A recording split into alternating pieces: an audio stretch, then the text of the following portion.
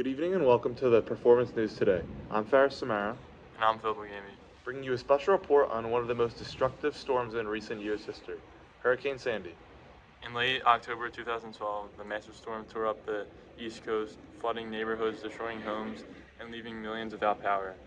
Often called Superstorm Sandy, it wasn't just another hurricane.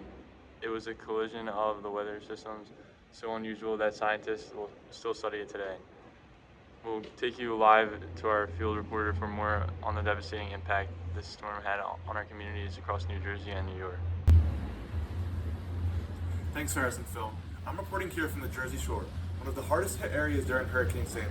The storm made landfall near Atlantic City on October 29, 2012, bringing winds over 80 miles per hour and a massive storm surge that pushed the water far inland.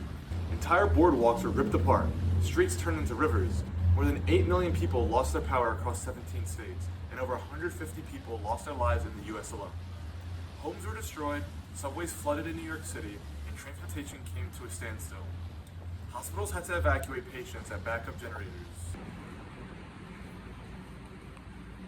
Thanks, Faris. While Hurricane Sandy was a weather event, plate tectonics played an indirect role in shaping the conditions that made it so powerful.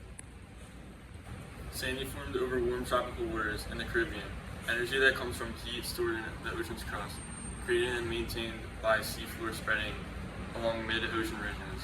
These ridges formed by divergent plate boundaries allow magma to rise and form new oceanic crust, which heats nearby waters. When Sandy moved north, it met a cold front and high pressure system, and instead of moving out to sea, the storm pulled west into the U.S. coast. That rare collision between tropical and polar air systems transformed into a superstorm, combining hurricane force winds with a massive flooding and snow in some regions. A perfect storm of natural forces, both on land and under the sea, made Sandy unforgettable. But the story doesn't end there. Let's hear from our producer about what we've learned since, how we can be better prepared. Thanks, Phil. Hurricane Sandy reminded us how interconnected Earth's systems are, from plate movement deep below the ocean to the atmosphere above us. Since 2012, scientists and city planners have made major efforts to improve coastal defenses, install flood barriers, and redesign power grids to handle the extreme weather. Sandy fits in the Earth's ongoing geological story as a warning.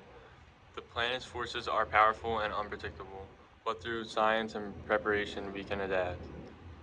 And as we continue to study our planet, storms like Sandy show us that understanding Earth's natural systems isn't just about science, it's about survival.